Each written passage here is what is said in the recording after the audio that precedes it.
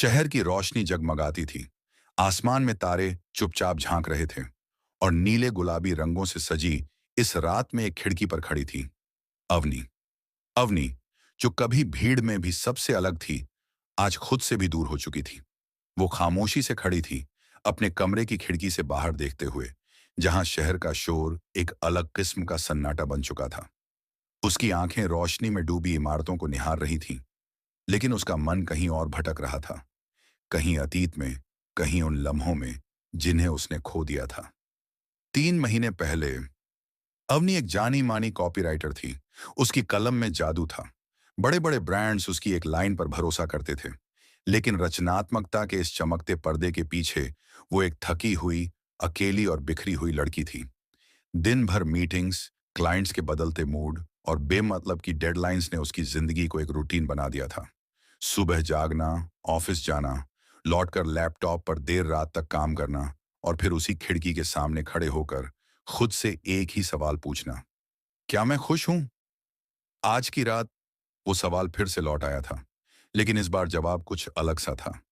अवनी ने अपनी चाय की आखिरी चुस्की ली और अपने मोबाइल की ओर देखा। स्क्रीन पर एक पुराना मैसेज चमक रहा था।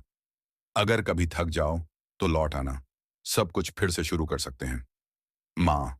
अवनी की आंखें भर आईं। माँ से बात किए भी अब महीनों बीत चुके थे। अपने सपनों की दौड़ में उसने बहुत कुछ पीछे छोड़ दिया था। घर, माँ का सादा खाना, पिता की कहानियां और वो छत जहां लेटकर वो तारे गिना करती थी। उसे याद आया कैसे एक वक्त था जब वो रात को आकाश देखने के लिए बेताब रहती थी, और आज वो सिर्फ इस शहर की चकाचौंध देखती है जिसमें कोई सुकून नहीं। खिड़की के उस पार शहर अब भी वैसा ही था, दौड़ता हुआ, जगमगाता हुआ, लेकिन उसमें अब अवनी को अपना अक्स नहीं दिखता था। उसे एहसास हुआ कि उसने जिस सपने के पीछे सब कुछ छोड़ा, वो सपना अब बोझ बन चुका है। पर क्या अब भी सब कुछ बदला जा सकता है? एक नई सुबह का इंतजार। अवनी ने खिड़की से हटकर धीरे धीरे कमरे की लाइट जलाई। उसकी नजर डायरी पर पड़ी जो बहुत दिनों से बंद पड़ी थी। उसने उसे खोला और लिखा, शहर बहुत खूबसूरत है, लेकिन मेरा मन अब गांव की सुबहों को याद करता है। वहां की सादगी में जो खुशी है, वो यहाँ की चमक में नहीं। मैं थक गई हूं माँ, अब लौटना चाहती हूँ। उसने पहली बार अपने मन की बात खुद से कही।